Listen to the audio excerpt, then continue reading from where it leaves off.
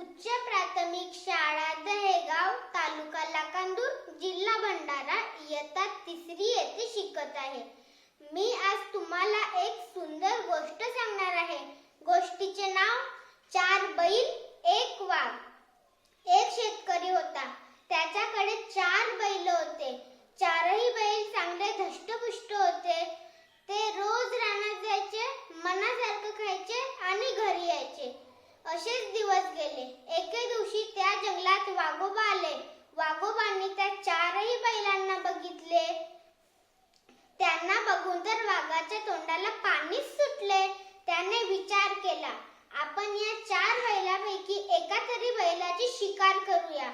त्याने त्या एका बैलावर झडप घातली, परंतु त्या 4ही बैलांची एकी असल्यामुळे 3 बैल धावले आणि त्या वाघाची शिकार सुटली. असेच काही दिवस गेले. असेच काही दिवस गेले. असेच काही दिवस गेले.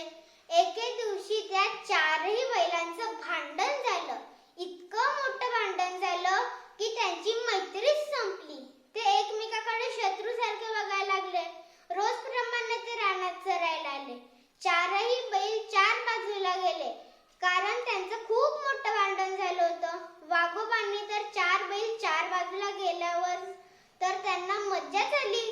त्याने एका बैलावर झडप घातली, परंतु त्या 4ही बैलांचं भांडण झाल्यामुळे एकही बैल मदतीसाठी धावला नाही. असे 4 दिवसात त्या वाघाने 4ही बैलांना संपवलं. तात्पर्य, कधीही कोणासोबत भांडू नये. तुम्ही ही माझी गोष्ट शांतपणे ऐकल्याबद्दल धन्यवाद.